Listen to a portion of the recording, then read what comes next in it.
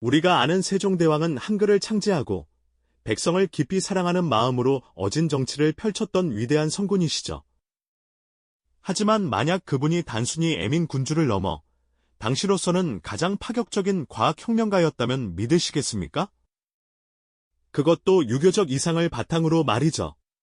어찌 보면 서로 상반되어 보이는 전통과 혁신, 이 모순적인 두 가치가 어떻게 한 인물 안에서 최고의 시너지를 발휘하며 조선의 찬란한 황금기를 열었을까요?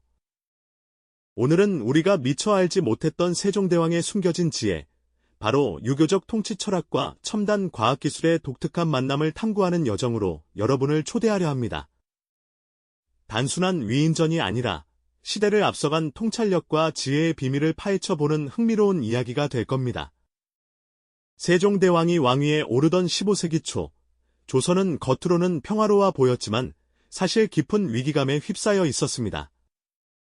백성들의 삶은 고달팠고 나라의 기반은 흔들리고 있었죠. 먹고 살기 막막해진 백성들의 고통은 하늘을 찔렀고 나라의 근간인 농업은 점차 황폐해지고 있었습니다. 농사지을 땅은 척박해지고 애써 심은 곡식마저 흉년으로 거두지 못해 굶주림은 날로 깊어갔죠. 예측할 수 없는 자연재해 앞에서 백성들은 속수무책이었고 하늘의 뜻을 읽지 못해 불안에 떨던 관리들의 얼굴에는 근심이 가득했습니다. 당시 조선의 역법, 즉 달력은 중국의 것을 그대로 가져다 쓰고 있었기에 한반도의 기후와는 맞지 않는 경우가 많았죠. 이로 인해 농사를 언제 시작하고 거둬야 할지 정확히 알 수 없어 백성들의 고통은 더욱 커질 수밖에 없었습니다. 또한 북방의 여진족과 남해안의 왜군은 끊임없이 국경을 침범하며 백성들을 괴롭혔고 변변찮은 국방력으로는 이들을 막아내기가 쉽지 않았습니다. 젊은 세종대왕은 즉위 초부터 이러한 현실적인 문제들에 직면하며 깊은 고뇌에 빠지셨을 겁니다. 유교의 이상인 왕도 정치, 즉 백성을 근본으로 사마덕으로 다스리는 정치를 꿈꾸셨던 세종대왕께는 이러한 백성들의 고통을 해결할 실질적인 방안이 절실했죠. 백성을 위한 이상적인 나라를 만들고자 하는 열망이 컸던 만큼 눈앞의 현실은 더 큰 좌절로 다가왔을 겁니다. 과연 어떤 방법으로 이 난국을 헤쳐나갈 수 있었을까요? 세종대왕은 백성을 위한 유교적 이상을 실현하기 위해 바로 과학기술에 주목하셨습니다. 그런데 여기서 중요한 점이 있습니다. 세종대왕이 과학기술을 단순히 서양의 근대 과학처럼 새로운 것으로만 보신 게 아니라는 사실이죠. 그분은 과학을 백성을 이롭게 하는 유교적 수단으로 인식하셨습니다. 즉, 유교의 핵심 가치 중 하나인 경세치용, 다시 말해 세상을 다스리고 백성을 이롭게 하는 실용적인 학문이라는 정신이 과학기술 발전의 강력한 동기가 된 것이죠.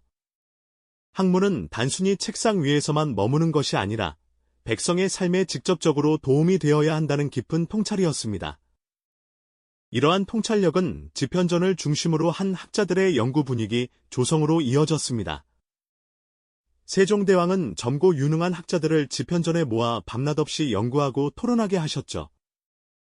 그곳은 단순한 도서관이 아니라 당대 최고의 지식인들이 모여 자유롭게 의견을 나누고 새로운 아이디어를 발전시키는 혁신적인 연구기관이었습니다. 세종대왕께서는 직접 학자들과 소통하며 연구를 독려하셨고 때로는 밤늦게까지 함께 고민하며 학자들의 열정을 북돋아 주셨습니다. 유교 경전이 빼곡히 꽂힌 서재 한편에 천문학 서적과 농업기술 서적이 함께 놓여 있었던 모습은 바로 세종대왕의 이러한 통합적 사고를 상징적으로 보여주는 장면이죠. 지식의 문을 활짝 열고 유교적 통찰을 바탕으로 과학기술이라는 새로운 길을 찾아 나선 세종대왕의 리더십은 과연 어떤 위대한 발명들을 탄생시켰을까요? 백성의 삶을 바꾸고 조선의 운명을 뒤흔들었던 놀라운 이야기들이 이제 막 시작되려 합니다. 지난 시간, 우리는 유교의 경세치용 정신을 과학기술 발전의 동력으로 삼고 지편전을 혁신적인 연구기관으로 만든 세종대왕의 놀라운 통찰력을 엿보았죠. 지식의 문을 활짝 열고 유교적 이상을 백성의 삶에 녹여내려 했던 그분의 리더십은 과연 어떤 위대한 발명들을 탄생시켰을까요? 이제 그 이야기 속으로 더 깊이 들어가 볼 시간입니다. 세종시대의 과학기술은 단순히 새로운 기계를 만드는 데 그치지 않았습니다. 모든 발명품 하나하나에는 백성의 고통을 덜고 삶을 윤택하게 하려는 깊은 애민 정신이 담겨 있었죠. 가뭄과 홍수에 시달리던 농부들에게 가장 절실했던 것은 무엇이었을까요? 바로 비의 양을 정확히 측정하고 예측하는 일이었습니다. 여기에 세종대왕의 지혜가 빛을 발했으니 세계 최초의 강우량 측정 도구, 바로 추구기가 탄생한 것입니다. 땅에 심은 작물들이 목마름에 시들어갈 때 농민들은 그저 하늘만 바라볼 수밖에 없었죠. 하지만 추구기는 과학적인 데이터를 제공하며 농업 생산성을 크게 향상시키는 데 결정적인 역할을 했습니다.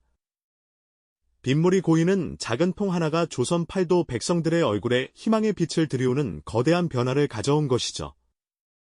하늘의 움직임을 정확히 파악하는 것 또한 농사에 필수적이었습니다. 해시계와 혼천의 같은 천문 관측 기구들은 백성들이 농사 시기를 놓치지 않도록 정확한 절기와 시간을 알려주었습니다. 캄캄한 밤하늘, 수많은 별들의 움직임을 정교하게 담아낸 혼천이는 단순히 시간을 재는 도구를 넘어 우주의 신비를 탐구하고 백성의 삶에 안정감을 더해주는 지혜의 상징이었습니다. 해가 뜨고 지는 규칙적인 리듬 속에서 백성들은 비로소 예측 가능한 삶을 영위할 수 있었고, 이는 곧 조선이라는 나라의 근간을 더욱 튼튼하게 만드는 밑거름이 되었습니다. 뿐만 아니라 백성들의 건강 또한 세종대왕의 중요한 관심사였죠. 당시 민간에서는 검증되지 않은 치료법들이 난무했고 제대로 된 의학 지식을 접하기 어려웠습니다. 이에 세종대왕은 오랜 경험과 지식을 집대성한 의학서들을 편찬하게 하셨습니다. 향약집성방이나 의방유치 같은 의서는 조선 백성이라면 누구나 질병으로부터 벗어나 건강한 삶을 누릴 수 있도록 돕는 귀한 지침서가 되었습니다. 아픈 몸을 이끌고 고통받던 백성들에게는 그야말로 한 줄기 빛과 같았을 겁니다. 국방력 강화에도 소홀함이 없었죠. 화포와 신기정 같은 무기들을 끊임없이 개량하여 외세의 침략으로부터 백성을 안전하게 지키려 노력하셨습니다. 이 모든 기술 발전은 애민이라는 유교적 대의 아래 백성의 삶을 더 나은 방향으로 이끌기 위한 세종대왕의 간절한 염원에서 비롯된 것이었죠. 하지만 이러한 혁신적인 시도들이 항상 순탄했던 것만은 아닙니다. 세종대왕의 과학기술 발전 정책에는 보수적인 유교 사대부들의 반대와 회의적인 시선이 끊이지 않았습니다. 그들은 실용적인 기술보다는 유교 경전 연구와 같은 전통적인 학문을 더욱 중요하게 여겼고 과학기술을 천시하는 경향마저 있었죠. 어전 회의에서는 격렬한 논쟁이 오가기도 했습니다. 하늘의 이치를 인간이 어찌 감히 바꾸려 드는가, 기술은 천한 이들이나 하는 일이라는 비판도 적지 않았을 겁니다. 하지만 세종대왕은 흔들리지 않았습니다. 오히려 유교적 이상을 설득의 근거로 삼아 그들을 설득하셨죠. 백성을 사랑하는 왕도 정치를 실현하기 위해서는 백성의 삶을 실질적으로 이롭게 할 수 있는 방책이 필요하다. 이것이 바로 유교의 정신이 아니겠는가, 라고 말이죠.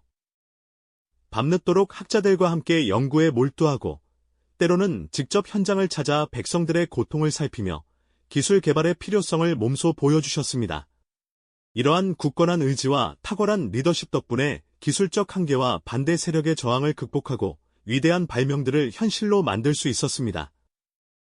완성된 추구기를 통해 정확한 강우량을 예측하고 풍년을 맞이한 백성들의 얼굴에 드리운 안도와 희망, 그리고 그 모습을 바라보는 세종대왕의 깊은 만족감이 교차하는 순간은 단순한 발명을 넘어 통치 철학과 기술 혁신이 만나 백성의 삶을 근본적으로 변화시키는 위대한 역사의 한 장면이었을 겁니다. 세종대왕의 유교적 이상과 과학적 실용주의가 완벽하게 결합되어 조선 사회에 혁명적인 변화를 가져온 이 순간들은 우리에게 깊은 깨달음을 안겨줍니다. 겉으로 보기엔 서로 다른 가치처럼 보이는 유교와 과학이 충돌하는 것이 아니라 오히려 서로를 보완하며 시대를 초월한 위대한 성과를 만들어낼 수 있다는 것을 말이죠. 이러한 통합적 사고와 인본주의적 실용주의는 오늘날 우리가 직면한 복잡한 문제들 속에서 더욱 빛을 발하는 지혜가 아닐까요? 세종대왕의 숨겨진 업적들은 단순히 과거의 이야기에 머무르지 않고 현재와 미래를 살아가는 우리에게 여전히 유효한 통찰을 제공하고 있습니다. 이 영상이 도움이 되셨다면 좋아요와 구독 부탁드립니다. 여러분의 응원이 제게 큰 힘이 됩니다. 다음 영상에서도 더 유용한 정보를 공유하겠습니다. 감사합니다.